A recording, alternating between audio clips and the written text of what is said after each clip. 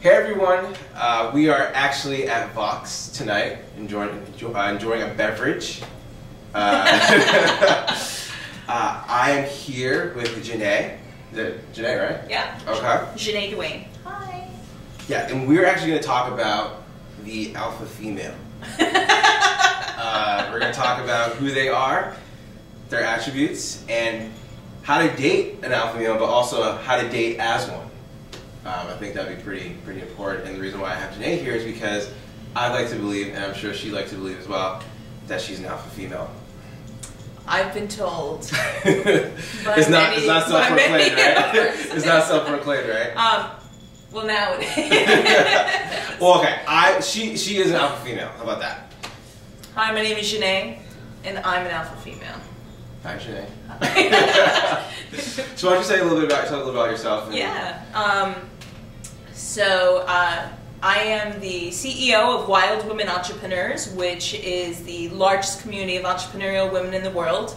I started it 3 years ago with $100. I have a book coming out sort of around that experience and how people can build their own businesses with $100. Literally just $100. Literally. Actually less than $100. Wow. Yeah, and I showed how I did it. I also showed how you can do it today, and I go through a 30-day sort of plan of, how do you spend that first month. Yeah. So, and it's called How to Start Your Business with $100. Nice. Yeah. When's that coming out? This week. Well, I guess as of tomorrow, this week. That's amazing. Yeah. Congratulations. Thank you. I appreciate it. All right. Excited. So let's get into, before we get into dating, in terms of dating as an alpha female and dating an alpha female, let's talk about the alpha female. Okay. Who are they? What do they necessarily look like? How do they act? What are their goals? What makes them difficult to date? What makes it difficult for them to date? I can only speak for me. So I was going to say, is this where I chime in and I start to speak for all alpha females? Well, I will only speak to myself and my experiences. I would say that for me, I'm a very passionate, driven person.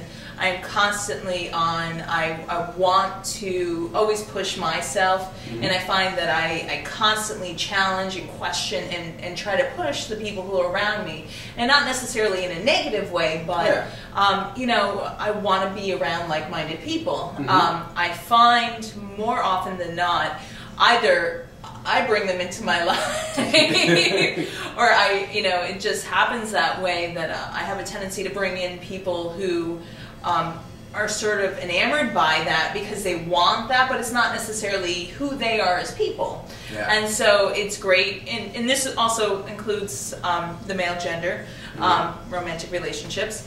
That's why we're here. Yes. Yes. And so what I find is, at first it's great and they're on board, but then they realize that it's not true to who they are. Yeah. And in other words, they can't keep up. Yeah. Yeah. I didn't want to say that. But yeah, I mean, you're totally allowed to. I mean, let's be real. There's times where you can make a connection with someone, but they can't keep up. Because maybe you're going at a much quicker pace. You're trying to reach levels that they wouldn't even have thought about years ago, or even now. And so it makes it difficult for you guys to be on the same page. Yes. Yes, absolutely. Yeah. So I guess, let's not generalize. We're not going to generalize, I guess, alpha females, but I guess they vary for sure. Well, yeah, the same as, a B-type personality and a male or a female would, yeah, definitely sort of fluctuate within that spectrum. But so what other things would you say, I guess based on your experiences, that would make it hard to date? I find for me, one, I'm constantly, I don't want to say I'm constantly working because I don't necessarily see it as work. Yeah, it's a passion. You love it. I mean, I'm constantly working on something that I love. Whether it's building someone's business, a social advocacy strategy for a company, artist legislation, performperforming because I'm also an opera singer. Which is awesome. Yeah, thank you. When you have a big mouth, you have to find ways to use it. And get paid to do that. so I'm constantly doing things that I love. What I find is either people feel that I don't have the time for them, which I don't necessarily think is true. I'm more than happy to make that time. Oh, definitely. For the right person? Yeah. Yeah. Yeah. Yes. Definitely. For sure. There's no, you can't make it an excuse. Right. You know, and someone else can't set that up to be an excuse for why you can't be with someone. You know, and that's an excellent point. And I feel like that happens more often than not, because it'll, you know, people will say, or, you know, men will say, well, you know, there's just no time, or, you know, you intimidate me. That's the other thing, is that if you tell me, it's over. Well, it's a wrap. And, well, I mean, honestly, and when they say that up front, and, you know, even within a friend capacity, I immediately cut them off of a list. Yeah. You know, I mean, it's brutal, and it sucks, but it's true. But it's also self-worth. You know, like, if you don't feel that, you know, you are, I don't want to say worthy, but if you don't feel like you can keep up, and, you know, I'm at some level that, you know, makes you feel insecure. We all have insecurities. I mean, definitely. That's just who we are, right? Yeah. I have none. No.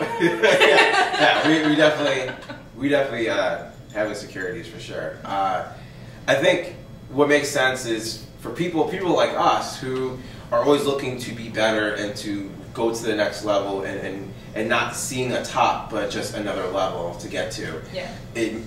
When I see myself, it's like I'm the average of the 5 people that I hang around the most, right? Yep. And when you're constantly with them, you plateau.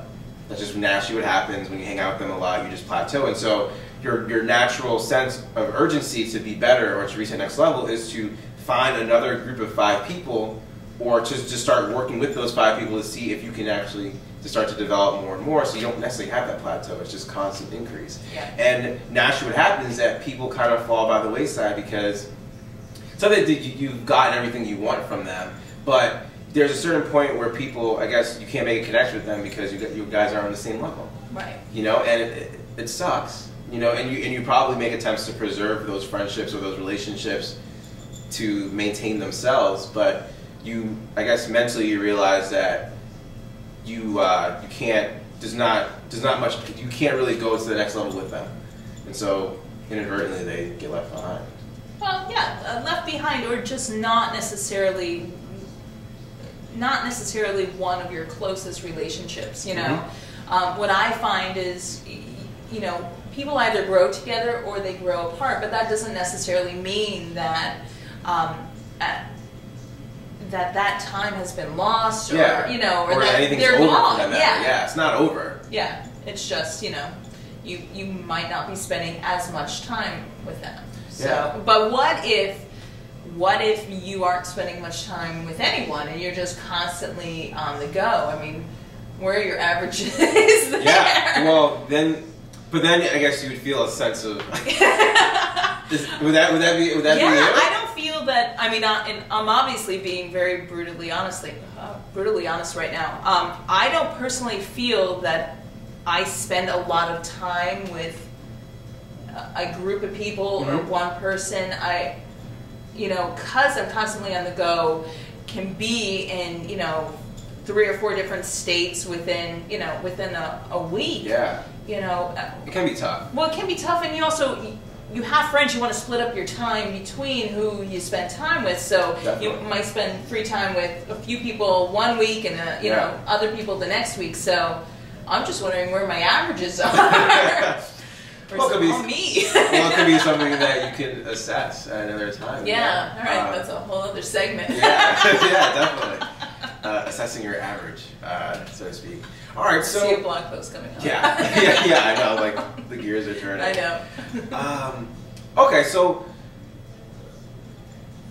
dating as an alpha female can be difficult for sure. I mean, especially in Boston, don't you think? Well, yeah. I said, I don't date. I don't know how. Yeah, you mentioned this before. I just don't know. It's so difficult. You just choose not to know. Yeah. Yeah.